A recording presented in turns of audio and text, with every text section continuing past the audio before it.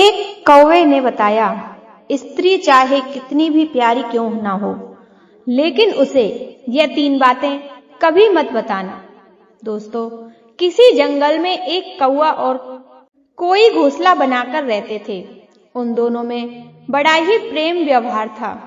एक दूसरे के बिना कोई एक पल भी नहीं रह सकता था। जब कभी कौवा घोंसला से बाहर उड़ करके जाता तो कोई उसके इंतजार में घंटों बैठी रहती। तब तक कौवा वापस नहीं जाता जब तक वह ना तो कुछ खाती और ना ही पीती। एक दिन की बात है कि कौवा कहीं बाहर गया हुआ था। कौवे उसके इंतजार में काफी देर से बैठी थी। कुछ देर बाद कौवा आता हुआ आया। कुछ देर बाद कौवा आया और चुपचाप अपने घोंसले में लेट गया। कौवे की इस तरह की हालत को देख करके कोयल उसके पास गई और कहने लगी, क्या बात है, आज तुम बहुत उदास दिखाई देते हो। कौवा कहने लगा, कोई बात नहीं, लेकिन कौई जिद करने लगी, तुम मुझसे कुछ छुपा रहे हो। बार बार कौई की जिद करने पर कौवा कहने लगा, तुम मुझसे कुछ पूछना ही चाहती हो तो इससे पहले मैं तुम्हें एक कहानी सुनाता हूँ। उस कहानी को तुम ठीक से समझ लो, इसके बाद तुम्हें जैसा उचित लगे वैसा करना। कौवा कहानी सुनाने लगा। कौवा कहने लगा, किसी राज्य में एक राजा और रानी दोनों रहते थे। राज्य में हर जगह सुख सुविधाएं थी। घोड़े, दास दासियां, अनेक तरह का धन दौलत, उनके पास सब कुछ था। यदि उनके पास कुछ नहीं था तो वह थी संतान। इसी कारण से राजा और रानी दोनों बहुत ही चिंतित रहते थे। उस राजा और रानी ने अनेक तरह के धार्मिक अनुष्ठान किए, मंत्र किया, जप तप किया, अनेक तरह का पूजा पाठ किया, लेकिन कोई फायदा नहीं हुआ। राजा रानी दोनों बुढ़ापे की ओर बढ़ते गए। एक दिन की बात है, राजा और रानी यह सोच में बड़ी ही चिंता में व्याकुल होने लगे, अब राज्य का क्या होगा, हमारे राज्य का कौन वारिस बनेगा। इतना बड़ा राज्य है, इसको कौन संभालेगा, कौन लेगा हमारी प्रजा की जिम्मेदारी। राजा और रानी दिन रात इसी चिंता में भुनने लगे। उनको खाने पीने की सुध भी नहीं रही। एक दिन सुबह की बात है, राजा के दरबार में एक साधु आता है और दासी दौड़ करके रानी के पास जाती है। रानी दासी से कहती है, ये मेरा अंतिम दान धर्म है, इसके बाद मैं अपने हाथों से कोई दान नहीं करने वाली। रानी चावल से भरा हुआ एक कटोरा हाथ में लेकर बाहर आती है और साधु की झोली में बिछा डाल देती है। उसके चेहरे पर छाई हुई व्याकुलता को देख करके वह साधु उससे पूछता है, रानी क्या हुआ, आप इतनी दुखी क्यों हो। रानी साधु को सारी बात बताती है, सब कुछ रोते हुए बताने लगी। साधु को रानी पर दया आ गई। कुछ पल गंभीर होने के बाद साधु कहने लगा, चिंता मत करो रानी, आपकी संतान की इच्छा पूरी हो जाएगी। आपकी कोख में एक पुत्र जन्म लेगा, मात्र वह 14 साल तक ही आप लोगों को मिलेगा, उसके आगे वह मृत्यु लोक में नहीं रह पाएगा। इससे बढ़कर आपको कुछ देना मेरे लिए संभव नहीं है। अपनी बात पूरी करते करते उसने अपनी झोली में से हाथ डाला और थोड़े से चावल निकालकर रानी को दे दिए और कहा, आप और राजा दोनों इस चावल की खीर बनाकर खा लेना, इससे तुम्हें पुत्र की जल्दी प्राप्ति होगी। इतना कह के वह साधु वहां से चला गया। उस साधु के जाने के बाद रानी सोचने लगी, 14 साल तो सही, उतने समय के लिए हमें पुत्र तो मिलेगा। काफी समय हमने इस परेशानी में गुजारा है, उतने साल तक मैं उसे जी जान से बड़ा करूंगी, उसका पालन पोषण करूंगी, उसे बहुत प्यार करूंगी, उसे दुलार करूंगी और अपनी संतान की जो हमारे मन में इतने दिनों से इच्छा मरी हुई है वह जीवित हो जाएगी। कौवा कहने लगा, उस रात अपना सारा काम काज खत्म करने के बाद रानी राजा के पास पहुंची और राजा को जाकर सारी बात बता दी। साधु ने उसे कुछ चावल देकर जो खीर बनाने के लिए खाने के लिए कहा था, महाराज ने यह चावल हम दोनों को खीर बनाकर खाने के लिए कहा है। राजा कहने लगा, इतना दान धर्म किया, जब तक किया कोई फल नहीं मिला, अब इस खीर से हमें संतान की प्राप्ति होगी क्या। उस पर रानी कहने लगी, जब इतना सब कुछ किया तो अब यह भी कर लेने में क्या बुराई है, हो सकता है इसके बाद ईश्वर हमारी इच्छाएं पूरी कर दे। उस साधु के क्रोध को क्यों बुलावा दे रही हो, यदि उसका हम कहना नहीं मानेंगे तो वह साधु नाराज हो जाएगा। राजा को अब किसी पर विश्वास था नहीं, लेकिन पत्नी को दुख न पहुंचाने इसलिए वह राजा राजी हो गया। एक दिन क्या होता है, राजा और रानी दोनों स्नान करते भगवान का नाम लेने के बाद अपने पूर्वजों का स्मरण करते हुए उस संत का नाम लेते उस चावल से बनी खीर खा लेते हैं। उसके बाद निश्चय होकर राजा और रानी दोनों सो जाते हैं। कुछ दिन बीत जाते हैं और साधु द्वारा कहे अनुसार रानी गर्भवती हो जाती है।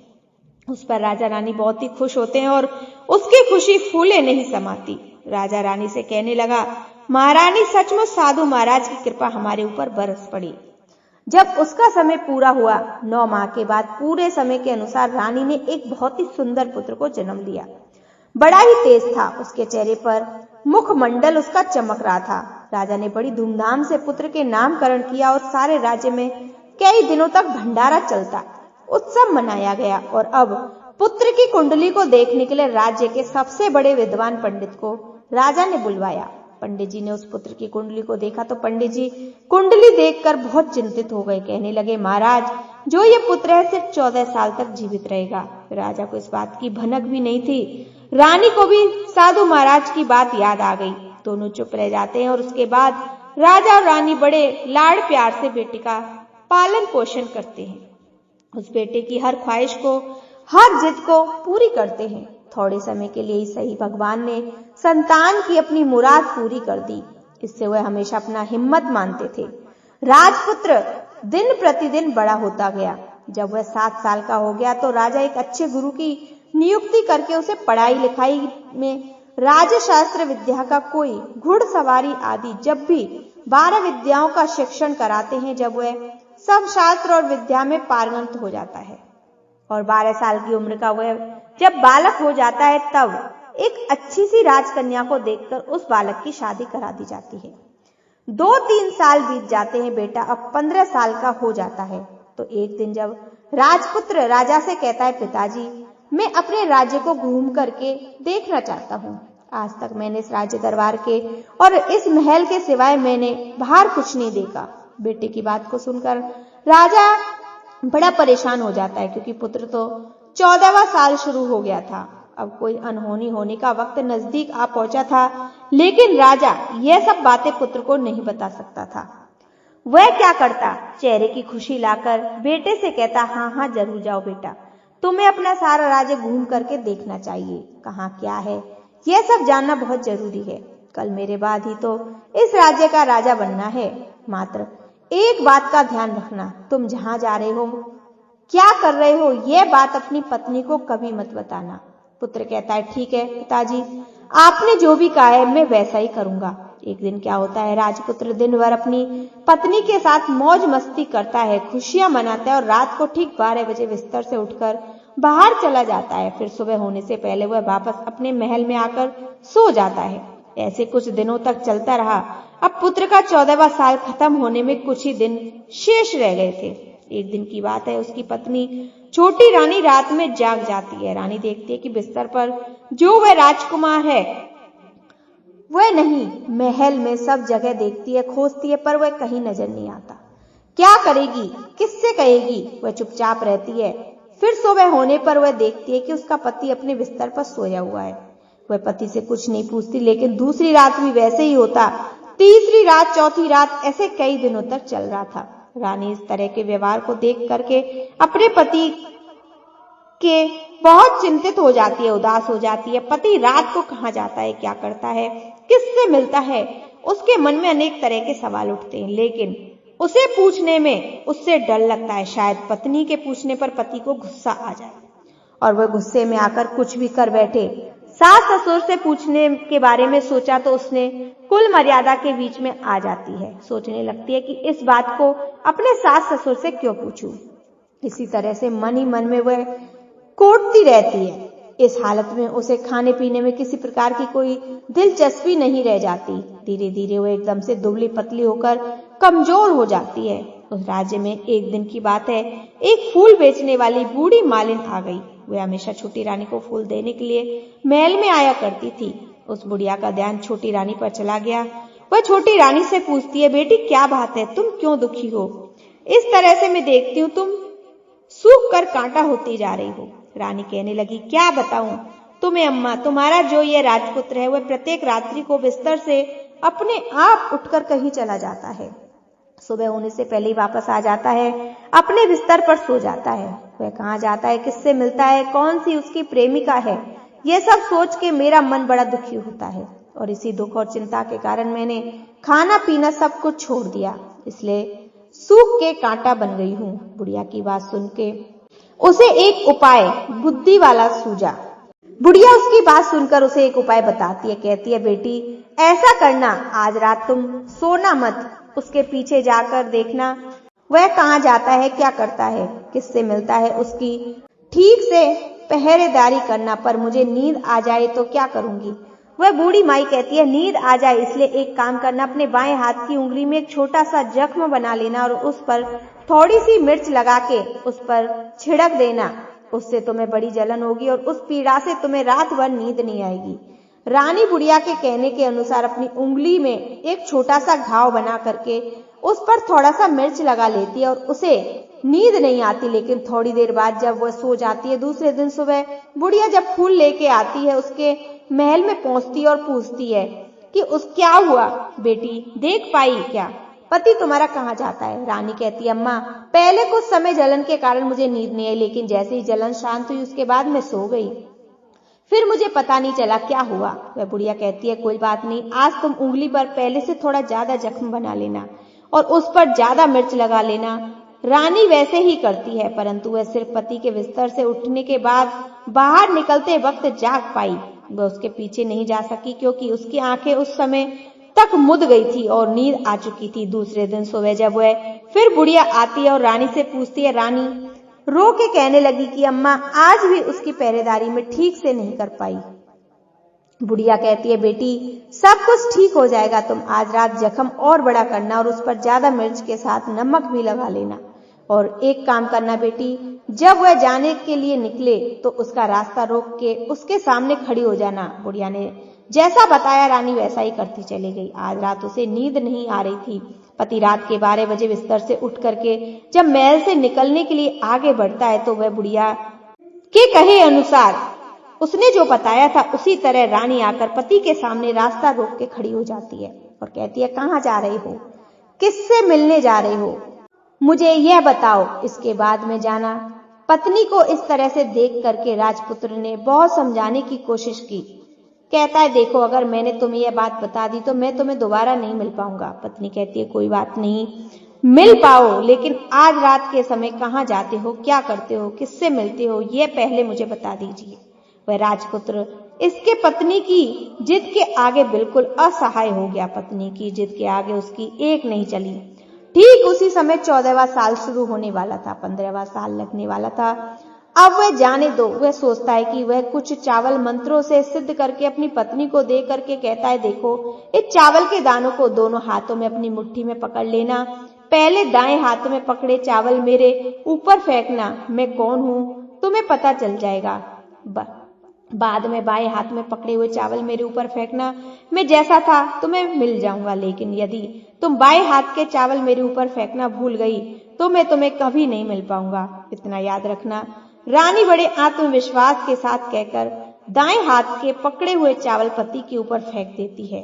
वह तो राजपुत्र था, एकदम एक घोड़े में परिवर्तित हो जाता है और एक सफेद घोड़ा, लंबी गर्दन, बड़ी बड़ी उसके देखते हुए तेजी से दौड़ने लगता है। रानी उस घोड़े को देख के एकदम से घबरा जाती है और पति ने बाएं हाथ के चावल फेंकने की जो बात कही थी वह सब रानी भूल जाती है और उसकी आंखों के सामने वह घोड़ा महल से बाहर हिनहिना करके बाहर चला जाता है। घोड़ा जो महल से बाहर जाता है तो वापस नहीं आता। अब रानी को बड़ा पश्चाताप होता है, वह स्वयं को कोसने लगती है, लेकिन अब उससे कोई फायदा नहीं होने वाला था। राजपुत्र अब वापस नहीं आने वाला था। जब सुबह होती है, महाराज और महारानी को जब बात का पता चलता है तो उन्हें बहुत दुख होता है। वह बिस्तर पकड़ लेते हैं और अपने बेटे का इंतजार करने लगते हैं। एक दिन उसका बेटा वापस आएगा, यही सोचते रहते हैं। इसी तरह 1 दिन, 2 दिन, 10 दिन, महीना बीत गया, 2 महीने बीत गए, 3 महीने बीत गए, आखिर धीरे धीरे 6 महीने पूरे हुए, लेकिन राजपुत्र अब तक वापस नहीं आया था। उसका कोई पता नहीं था। प्रधान राजपुत्र को ढूंढने के लिए राज्य के गांव-गांव सिपाही भेजता है, लेकिन उससे कोई सफलता नहीं मिलती। इधर रानी अपनी जिद के कारण पति के गायब हो गया, यही सोच के स्वयं ही मन अपने आप को कोसती रहती है और एक दिन वह प्रण लेती है कि कुछ भी हो जाए मैं अपने पति को किसी भी तरह ढूंढ के उसे वापस लाऊंगी, घर लेकर आऊंगी। एक दिन की बात है, सुबह उठने के बाद वह अपने सास ससुर के पास जाती है और कहती है कि मैंने अपने पति को भी मेरे पाप कर्म किया है, उसी के कारण मेरा पति यहाँ से नाराज होकर चला गया। मैं किसी भी कीमत पर अपने पति को खोज के लाऊंगी और मैं अपने पति की खोज में जा रही हूँ। महाराज और महारानी को क्या चाहिए था? उसका पुत्र था बेटा, किसी तरह से उनको मिलना चाहिए। बहू को जाने की आज्ञा दे देते हैं, कहते हैं बेटी तुम्हें जो चाहे वो करो, जाना चाहो जाओ, जहाँ जाना है वहां जाओ, हमारे बेटे को वापस लेकर आओ, भगवान तुम्हें कामयाबी दे। अब रानी क्या करती है, वह भी भेष बदल के एक सेठानी बन जाती है और अपने साथ कुछ नौकर और दासियों को लेके थोड़ा सा कुछ सामान अपने हाथ में लेने के बाद राज्य की सीमा पर जाती है और वहां एक बड़ा सा भोजनालय खोल देती है और वह आने वाले सब यात्रियों को वह मुफ्त में खाना खिलाने लगती है और उससे कहने लगती है तुम्हें जो खाना खाना है उनके लिए एक शर्त है, कोई अजीब चीज उसकी मालकिन को यानी राजकन्या को बतानी पड़ेगी। जो वहां आने वाला हर नागरिक अपनी तरफ से मैंने ये देखा, मैंने वह खा के चला जाता है, परंतु रानी को जो बात चाहिए थी वह अब तक नहीं मिली। ऐसे ही कई दिन बीतते गए। एक दिन क्या होता है, रानी के महल फूल लेकर जाने वाली बुढ़िया के एक बेटा और बहू थे। उसका एक छोटा बेटा था, यानी बुढ़िया का एक पोता था। बेटा और बहू सुबह काम के लिए जब निकलते तो पोते को संभालने की जिम्मेदारी बुढ़िया पर रहती थी। बुढ़िया दिन भर पोते को अपने पालती थी। एक दिन होता है कि बुढ़िया को पान खाने की बड़ी आदत थी। वह पान खाने के लिए उसे चूना चाहिए था। वह उसे तैयार करने के लिए सीपियां लेकर आई और इन सीपियों को भूनने के लिए गोबर के कंडे चाहिए थे। कंडे इकट्ठा करने के लिए वह बांस की टोकरी लेकर चरवाहे के मैदान में गई। वहां बहुत सारे कंडे थे। उन्हें जमा करते उसे घर आने में काफी अंधेरा हो चुका था। इस घोर शाम होते ही काम से वापस बेटा और बहू पहुंचे तो देखा बच्चा घर पर अकेला और रो रहा है। वह दोनों गुस्से से आग बबूला हो गए। इतने में ही बुढ़िया घर आ गई। बेटा ने पूछा पोते को घर में अकेला छोड़ के तुम कहाँ गई थी? वह बुढ़िया कहने लगी गोबर के कंडे इकट्ठे करने के लिए गई थी। इस पर जो उसका बेटा था वह कहने लगा दोबारा बच्चे को अकेला छोड़ करके यदि घर से कहीं गई हो तो मैं तुम्हें बहुत मारूंगा। बुढ़िया कहने लगी नहीं बेटा, फिर कभी ऐसा नहीं करूंगी। लेकिन दूसरे ही दिन बुढ़िया यह बात भूल गई और फिर वही चरवाहे के मैदान में जाकर कंडे इकट्ठे करने के लिए वह चली गई। शाम को जब बेटा और बहू अपने काम को घर वापस आकर देखते हैं कि बच्चा घर में फिर से अकेला रो रहा है। अब उसके बेटे को जो सहन शक्ति थी वह समाप्त हो गई और बुढ़िया के वापस आने पर वे लोग उसे घर से निकाल देते हैं। बुढ़िया रात भर घर के बाहर अंधेरे में बैठी रही और सुबह होते ही टोकरी लेने के बाद कंडा इकट्ठा करने के लिए वह निकल गई। उस दिन उस कंडे इकट्ठा करने को मानो पागलपन सवार था। वह कंडों को इकट्ठा करते करते कब अंधेरा हो गया, सुबह से शाम हो जाती, उसे कुछ पता ही नहीं चलता। जब उसे ध्यान आया तो गांव का जो रास्ता था वह ठीक तरह से उसे दिखाई भी नहीं दे रहा था और वह अंधेरे में अपनी आंखें फाड़ फाड़ कर देखती और किसी तरह से वह आगे चल रही थी। फिर एक दिन क्या होता है, एक कपिला गाय छन छन की आवाज करते हुए जिसके गले में एक घंटी थी वह ठुमक कर उस मैदान पर आ गई और उसे देख के बुढ़िया सोचने लगी इस गाय के पीछे पीछे जाऊंगी तो गांव तक अवश्य पहुंच जाऊंगी। यही सोच करके वह बुढ़िया उसके पीछे पीछे चलने लगी। गाय क्या करती है, उस मैदान से लेकर एक एक करके 6 मैदानों को पार करती हुई आखिर में 7वें मैदान पर जाकर पहुंच जाती है। तो वहां क्या होता है, उस मैदान में एक बड़ा सा पत्थर, जो गाय ने जाकर उस पत्थर को अपनी सींग मारा और हटा दिया। पत्थर जब हटा तो वह पाताल में जाने के लिए नीचे सीढ़ियां दिखाई देने लगी। जब वह गाय उस सीढ़ियों से नीचे जाने लगी तब बुढ़िया यह सब देखती रही और झट से जाकर उस गाय की पूंछ को पकड़ लिया और पूंछ पकड़ के वह गाय के साथ साथ नीचे पाताल लोक में पहुंच गई। पाताल में पहुंचते ही तुरंत गाय की पूंछ को उस बुढ़िया ने छोड़ दिया और इधर देखती है कि बुढ़िया ने देखा पाताल में सब जगह जगमगाए दीप जल रहे हैं और तेज रोशनी गाय में ऊपर पड़ती है और वहां अद्भुत अजीब सी घटनाएं घट रही हैं। गाय के नीचे जाते ही उसके गले में अपने आप सांकर पड़ गई और छन-छन करके कोई दुआरी में गाय का दूध निकालने लगी, लेकिन जो भी कोई वह कर रहा था वह मात्र दिखाई नहीं दे रहा था। बुढ़िया यह सब देखकर बहुत घबरा गई, सोचने लगी कहाँ आ गई मैं, कहाँ फंस गई, कहाँ छिपने की जगह। वह बुढ़िया जगह ढूंढने लगी, लेकिन उसे कहीं नजर नहीं मिली, हर जगह उजाला था। अब एक कोने में जाकर वह बुढ़िया खड़ी हो गई, कुछ सामने हो रहा था उसे वह चुपचाप देखने लगी। कुछ पल के बाद वहां झट से एक सफेद घोड़ा आया और वहां 2 कुंड थे। उसमें एक कुंड में उस घोड़े ने छलांग लगाई और ऊपर आ गया। वह राजपुत्र का रूप प्राप्त हो गया। राजपुत्र बनने के बाद उसने दूसरे कुंड में पानी में स्नान किया, वहां रखे नए नए कपड़े पहने और एक सुंदर पलंग पड़ा था उस पर आकर बैठ गया और उसके सामने अपने आप 5 पकवानों की थाली आ गई, दूध की प्याली आई, पान आ गया और सामने उसके एक कौवा बैठा हुआ था। राजपुत्र ने खाना खाया, दूध पिया, पान सुपारी खाई और बिस्तर पर लेट जाने से पहले वह भगवान सूर्य का स्मरण करके सामने उसके रखे कोए से पूछने लगा, कोए कोए अंकर मेरे माता पिता क्या कर रहे हैं? कौवा कहने लगा, बेटे के शोक में डूबे। वह कहने लगा, राज्य को कौन संभाल रहा है? कौवा कहने लगा, राज्य प्रधान संभाल रहा है। राजकुमार ने पूछा, मेरी पत्नी क्या करती है? कौवे ने कहा, उसने चौराहे पर आकर भोजनालय शुरू किया है और आते जाते लोगों से वह हर रोज एक नई खबर के बारे में पूछती है। कौवे के कहते ही राजपुत्र कहने लगा, ठीक है। उसके बाद वह सो गया। बुढ़िया कोने में खड़ी होकर यह सब कुछ देखती रही। ऐसी अद्भुत घटना उसने जिंदगी में पहली बार देखी थी। उसे अंदर ही अंदर बड़ी व्याकुलता होने लगी।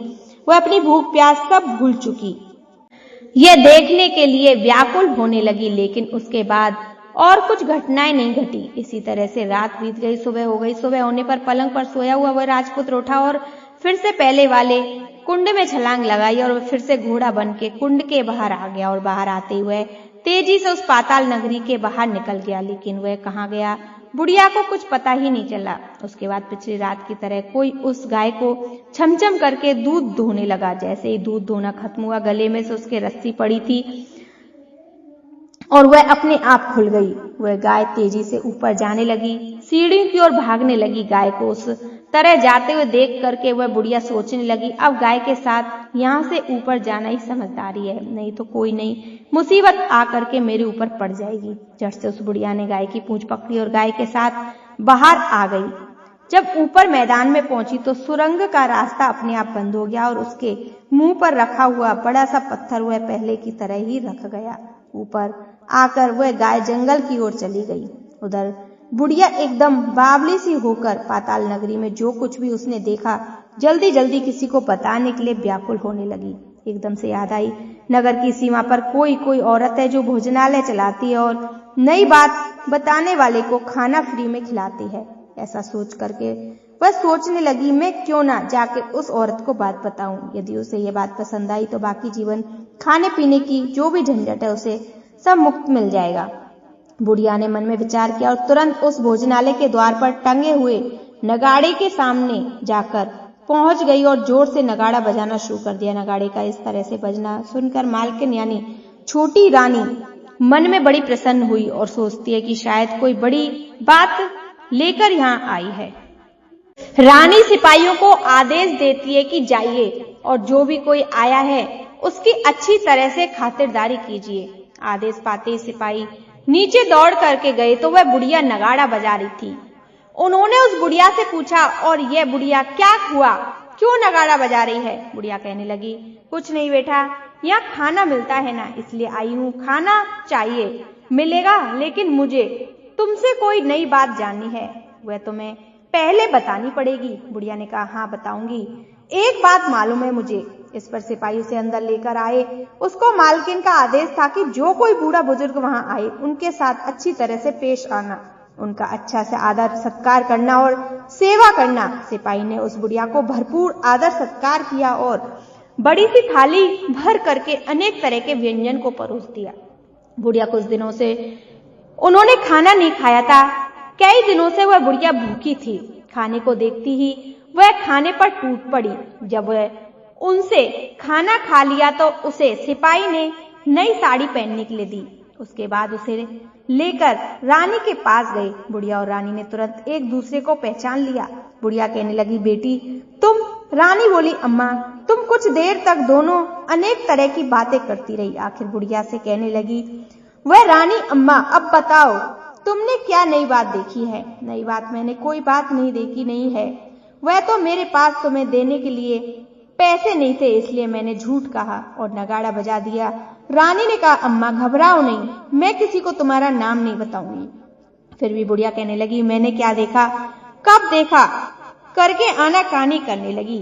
रानी, उसने कहा, देखो अम्मा, यदि तुमने मुझे वह नई बात नहीं बताई तो जिंदगी भर मैं तुम्हें देखभाल करूंगी और तुम्हें रानी माता की तरह रखूंगी। अब बुढ़िया इस बात को सुन के बताने के लिए तैयार हो गई। उसने जो कुछ भी उस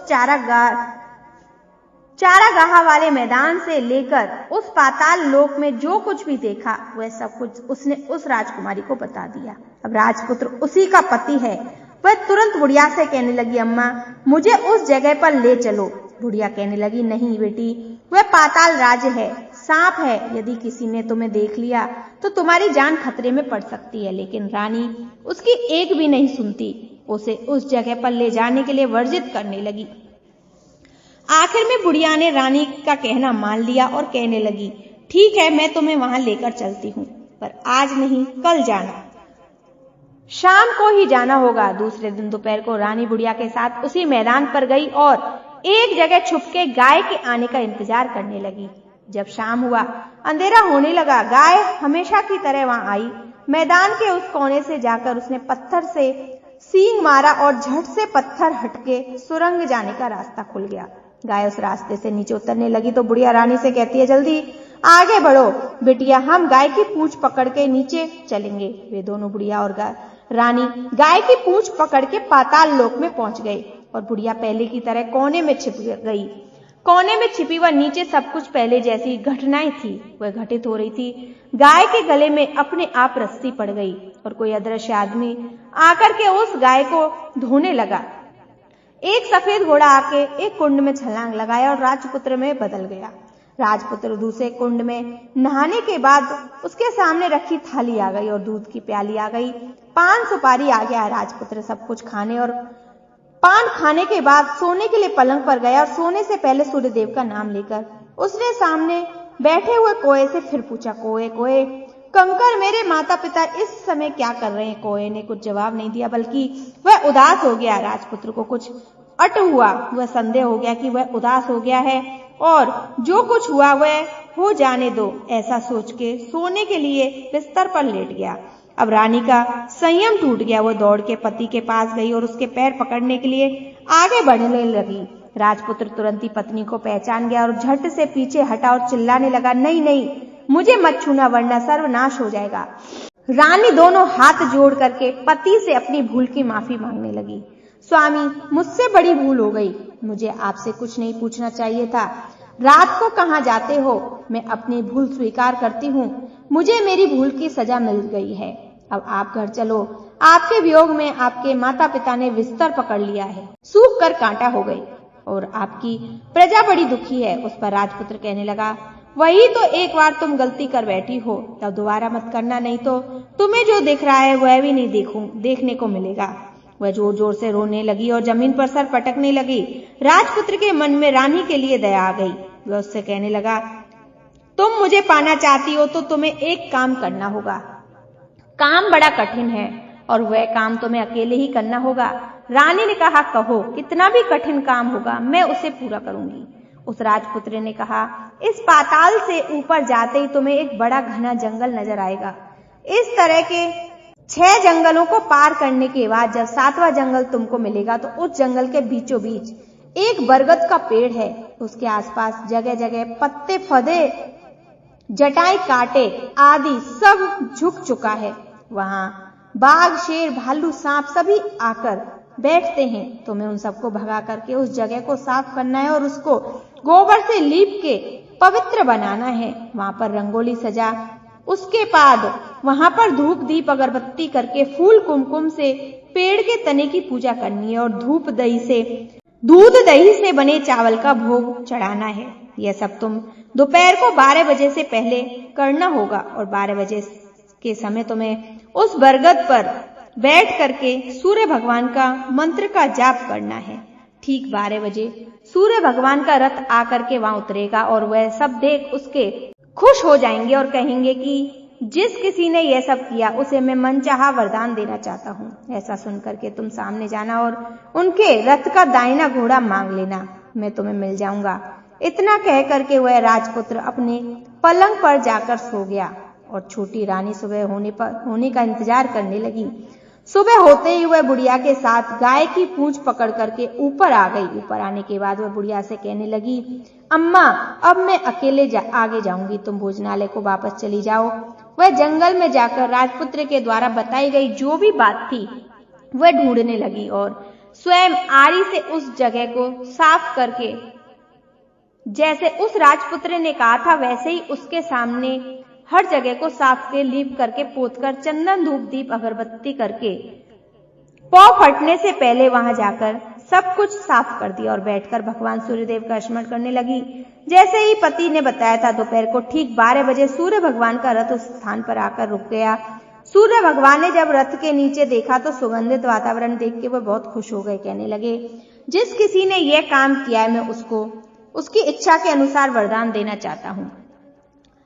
रानी ने जब यह शब्द सुना तो बिना किसी संकोच के दौड़ के वह सूर्य भगवान के सामने आई, उनको साक्षात प्रणाम करके कहने लगी, भगवान वह मैं ही हूँ, मैंने इस जगह को साफ किया। अच्छा तो तुम हो चाहिए, बताओ तुम्हें क्या वरदान चाहिए। भगवान मुझे आपकी रथ का दाहिना घोड़ा चाहिए। सूर्य भगवान बोले, नहीं नहीं, मैं तुम्हें ऐसा नहीं दे सकता, मैं किसी भी तरह से तुम्हें रथ का यह घोड़ा नहीं दे सकता। मेरे रथ में 12 घोड़े हैं, तुम चाहो तो कोई और घोड़ा मांग लो, लेकिन यह दाहिना घोड़ा मत मांगो, वह मैं तुम्हें नहीं दे सकता। छोटी रानी ने एक भी नहीं सुना, वह सूर्य से एक ही बात कह रही थी, हमें कुछ भी हो कुछ नहीं चाहिए, आपके रथ का सिर्फ दाहिना घोड़ा ही चाहिए।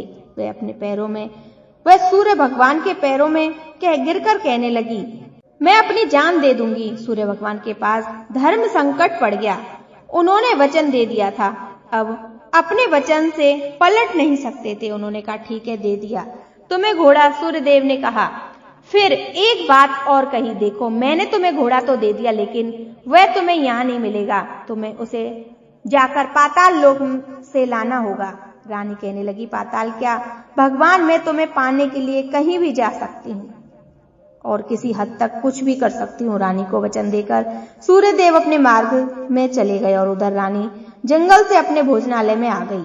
वह बुढ़िया को लेकर उस मैदान में गई। जल्दी ही शाम हो गई। शाम होते ही वहां गाय पहुंची और गाय की पूंछ पकड़ के दोनों वहां पाताल लोक में जाकर पहुंच गई। रानी और बुढ़िया जल्दी जल्दी नीचे, कुछ भी पाताल लोक में घटना घट रही थी सब पहले की तरह घटित होने लगी। एक कुंड में स्नान करके राजपुत्र पलंग पर आकर बैठ गया और खाने पीने की थाली के सामने खाना खाने के बाद बैठ गया। वह सब उसी तरह से हो गया, लेकिन आज एक नई बात घटी। आज 2-2 थाली, 2-2 दूध की प्याली, 2-2 पान बीड़े उसके सामने आई। वह कुछ नहीं बोला, अपने हिस्से की थाली खा करके, दूध पी करके, पान खा करके सोने के लिए चला गया और हमेशा की तरह सोने से पहले वहां बैठे कोए से पूछने लगा, कोए कोए कांव कांव करके बता मेरे माता पिता क्या कर रहे हैं। उस कोए ने जवाब दिया, वे दोनों तुम्हारे शोक में मरने की स्थिति में पहुंच गए हैं। ऐसा झट से उसकी सुनते ही आंखों से आंसू बहने लगे। फिर वह पूछने लगा, कोए कोए मेरा राज्य कौन चला रहा है। कोआ बोला, तुम्हारा राज्य प्रधान चला रहा है और वह सब कुछ हड़प चुका है, अब प्रजा का बहुत अत्याचार कर रहा है। यह सुनकर राजपुत्र को बड़ा गुस्सा आया। वह गुस्से में अपनी मुट्ठी को खींच लेने लगा और कोए को आखिरी बार पूछने लगा, मेरी पत्नी इस समय क्या कर रही है। कोआ कुछ नहीं बोला, चुप रहा। अब रानी का संयम जवाब दे चुका था। वह दौड़ करके पति के गले में जाकर पड़ गई और अब मैं तुम्हें मिल गया। राजपुत्र कहने लगा, सच कहते हो, अब आप फिर से घोड़ा तो नहीं बनोगे। नहीं, मैं दोबारा घोड़ा नहीं बनूंगा। तुमने जो इतने सारे कष्ट उठाए हैं मुझे पाने के लिए, इसलिए सूर्यदेव ने मुझे सदा के लिए घोड़े के जन्म से मुक्त कर दिया है। राजपुत्र ने बड़े प्यार से कहा और उसे गले लगाया और उसकी आंखों से आंसू पहुंचे और उसके बाद वह जो वहां पर कोआ बैठा हुआ था वह कहने लगा, हे राजकुमार और राजकुमारी, तुम दोनों जाने से पहले मेरी 3 बातें याद रखना। कोआ राजकुमार से कहने लगा, पत्नी चाहे कितनी भी प्यारी हो, आप उसे कितना भी मानते हो, लेकिन ये 3 बातें उसको कभी मत बताना। पहली बात, जिस बात को बताने से आपके ऊपर और आपके परिवार पर संकट आने वाला हो, उस बात को पत्नी से कभी मत बताना। दूसरी बात, ऐसी बातें जिसको आप गुप्त रखना चाहते हो, किसी के साथ शेयर नहीं करना चाहते, वह बातें भी पत्नी को कभी मत बताना।